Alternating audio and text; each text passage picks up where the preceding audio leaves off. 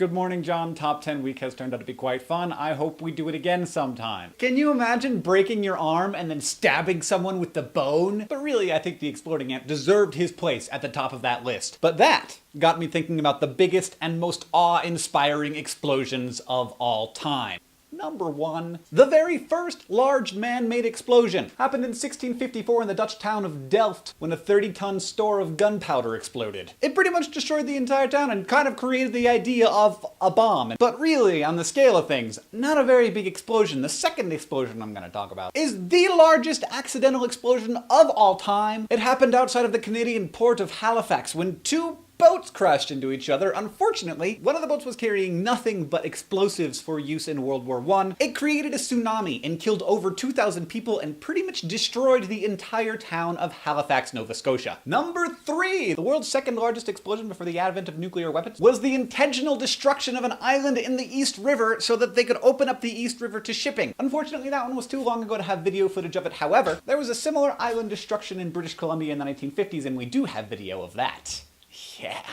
Explosion number 4, the largest explosion before the advent of nuclear weapons, killed around 10,000 Germans during World War I. So the British troops actually dug under the German lines and laid down a huge amount of explosives. The evening before the attack, the British general was quoted as saying, "Gentlemen, tomorrow we may not change history, but we certainly will change geography." And before we get to nuclear weapons, because we're gonna get there, let's talk about the largest non-nuclear weapon ever designed by the US. The Massive Ordnance Air Blast Bomb, or MOAB, is also sometimes called the mother of all bombs. It has roughly the explosive power of 12 tons of TNT and can destroy a 10-city block radius. And now's when we start making really big jumps. So we go from the MOAB, which was a big bang, to a much bigger bang, which is a very small nuclear weapon. Fat Man and Little Boy were the only nuclear weapons actually used in warfare. Dropped on Hiroshima and Nagasaki, they're roughly 1,000 times bigger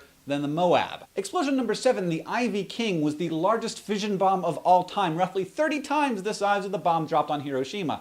There's something in my eye. Explosion number 8, the Tunguska event, happened in 1908, and no one is quite sure what happened. But whatever it was had an explosive force larger than 1,000 Hiroshima bombs. The most prominent theory is that it was a very small comet, that because of atmospheric pressure and the heat of re-entry, it actually exploded before it hit the ground. Explosion number 9. The Tsar bomb was actually probably like 5 times bigger than the Tunguska event, which, wow. The Tsar bomb with a 50 megaton equivalence is roughly the size of 4,000 Hiroshima bombs. Explosion number 10! The largest explosion in fairly recent geological history of the Earth was the volcanic eruption that left behind Yellowstone National Park. For those of you who don't know, Yellowstone National Park, one of America's most prized natural wonders, which is a mere 100 miles away from where I'm sitting right now, is actually a volcanic caldera. The last time it erupted was 640,000 years ago, and the force of that explosion was roughly 17,000 times that,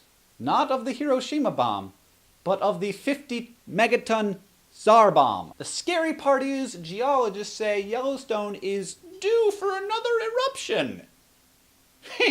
Okay, I live way too close to this thing. So I hope I freaked you out! Can you imagine living in a time where there was actually a feasibility of global nuclear war? I don't even live in the 50s and I want to go build a bomb shelter. If you missed the other 2 top 10 videos, you can see them right now. I'm going to put an annotation link up. John, I will see you on Monday.